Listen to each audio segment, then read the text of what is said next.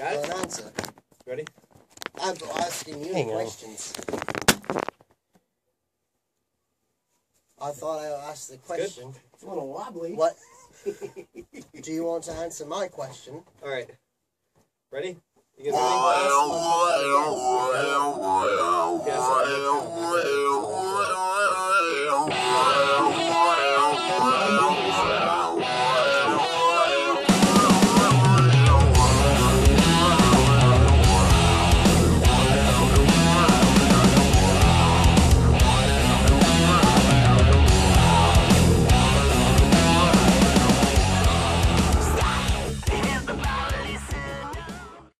Hey everybody, this is Eric from Cherry Pit Studios, giving you another edition of In the Studio, and today we have the Black Saints in the studio. I'm here with Drew and Ben. If you guys could say hi and state what you do in the band. Hi. Bodyguard. Drew sings. And I am the drummerist. And Ben plays the drums. Yes. All right, so you guys, this is what, your third time back at Cherry Pit Studios or fourth time? Too many times, I say. Times. Sure. You know how many songs have you guys recorded here? About 9? I think about 9. Yeah, about 9 songs. Okay. So I mean, 9 and a half. What do you guys? You've obviously worked at different studios before and stuff. You guys have had experiences in the past with other studios and that. What would you say is different about Cherry Pit Studios versus working with a different studio in the past? A little more intimacy, I guess, with the person doing the recording and the and you know, you have one person that's doing the recording, the engineering, producing. Mm-hmm. Come in. A lot of places you come in and you just have your songs. You sit down, you record them, and our good buddy Eric over here, he's got a lot of input to put into the songs.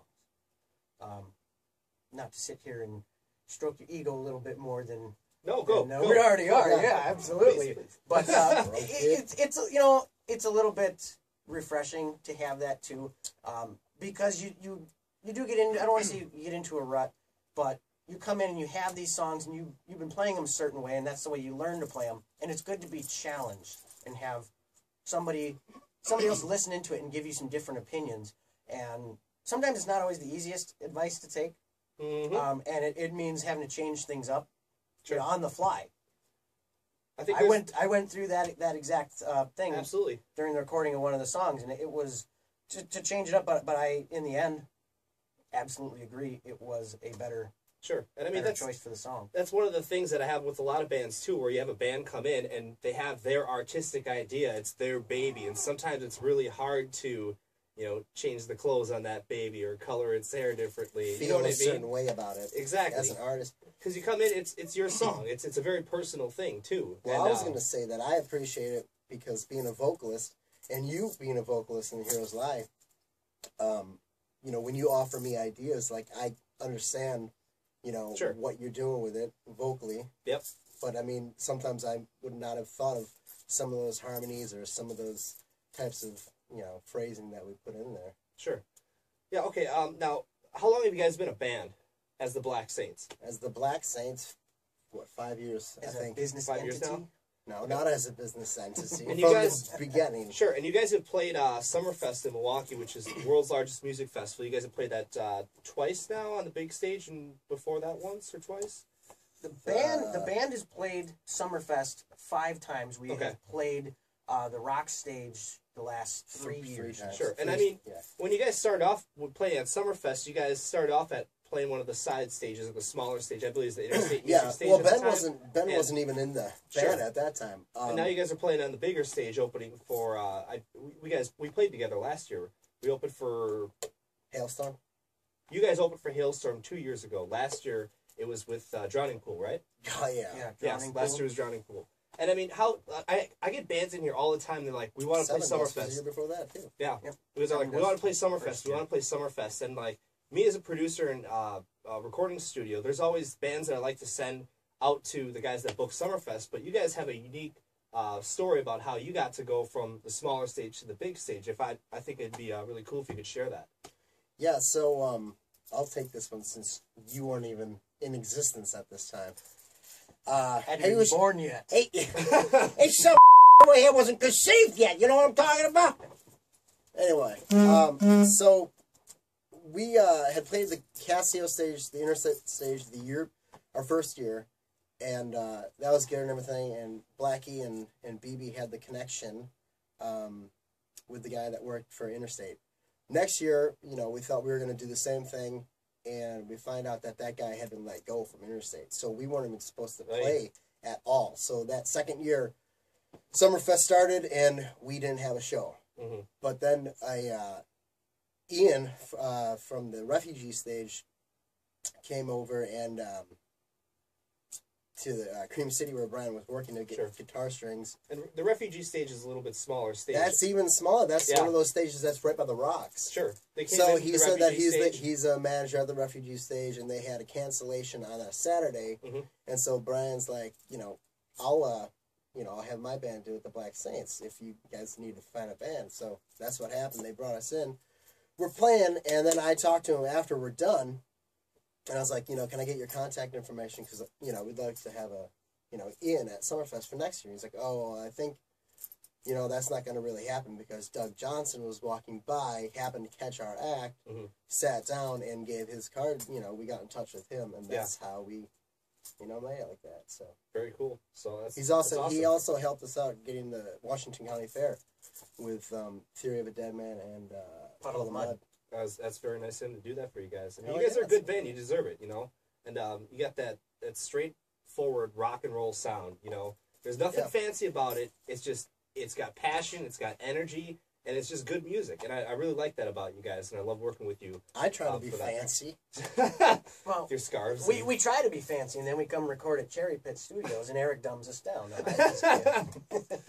Yeah, so, all right. And, you guys are a newer band to Cherry Pit Studios Publishing. You guys have only been live for licensing for about 6 months now, but you've already had some placements on Off the Hook, Extreme Catches, Comedy Central, The Carl Nothing Show. says fishy like the Black Saints people. You guys have seen a small amount of income come from that so far. And usually peak time in licensing is about 1 year to 2 years. And you guys are about 6 months into live being in the catalog for your stuff here. But you've already seen some of the money come in. Does that help you out to help afford coming back into the studio and record?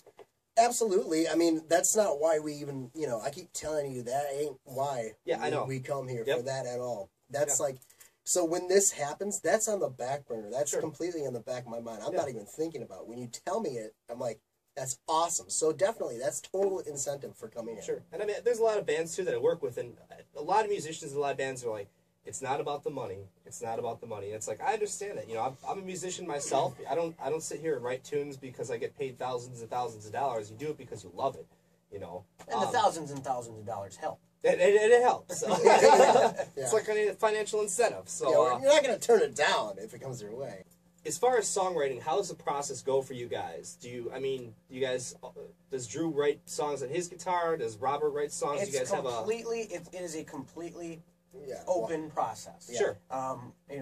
You have bands out there where one person is a songwriter, mm-hmm. Another person writes the lyrics, and it's not like that.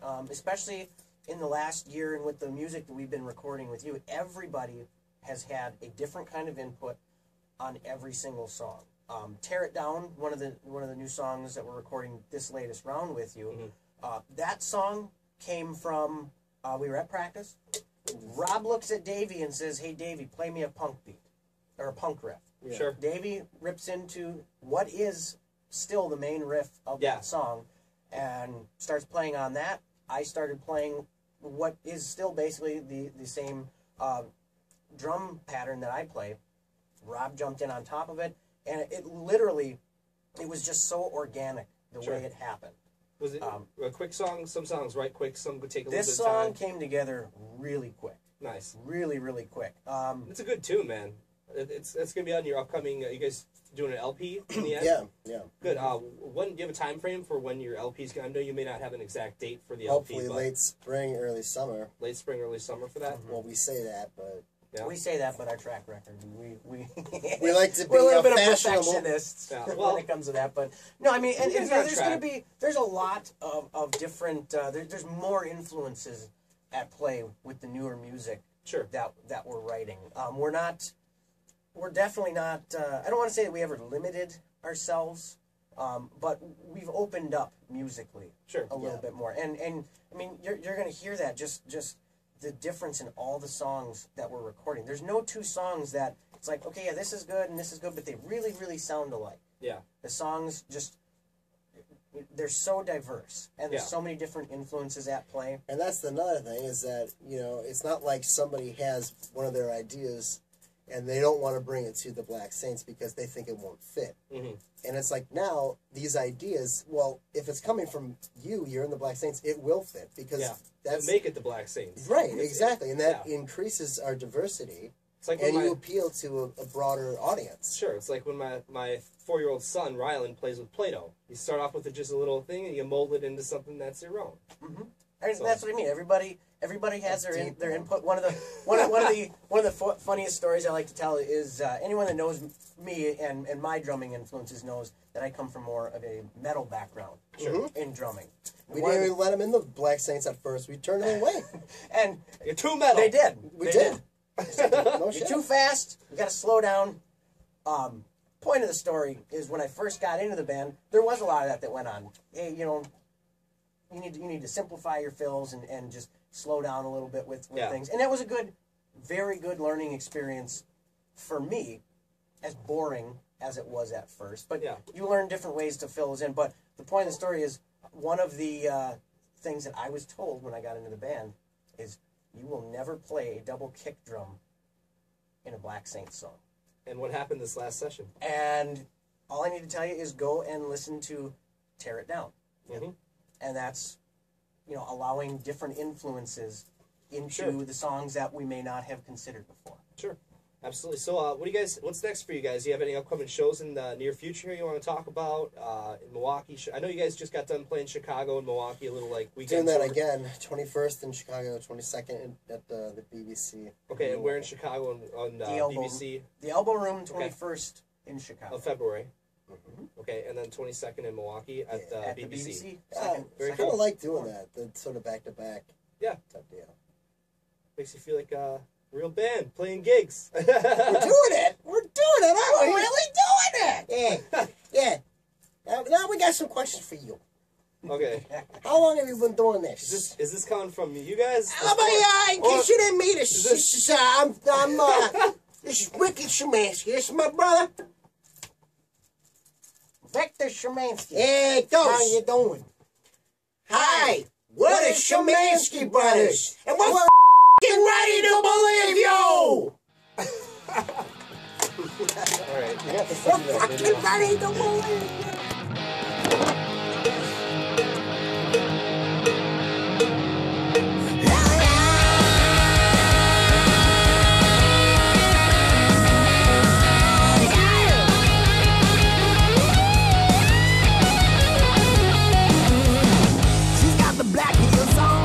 Lacy but long, she paints her nails and she wears those pearls tonight. She wants to get it and go, wants to go to the show to show off her hips like a Melrose show. She's just a Hollywood tease with those three silicone D's. A sexy model talking trouble brings her to your knees. And at the end of the day, if she don't get her away, she'll make the magic happen anyway. Well, there ain't no telling what, there's just no telling what she's on to now. Well, you just don't know, but she already knows what she wants to do. She's a top-notch lady, top-notch lady, please let me be. She's a top-notch lady, top number one.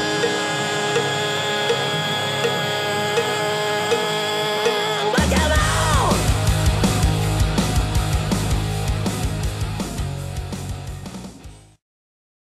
But the rest of you people, we're ready to believe. He's got one of those mini Billy Goat bluff beards. You see that? This thing right here. I see that at a petting zoo once. And it got the little feed they can put up there.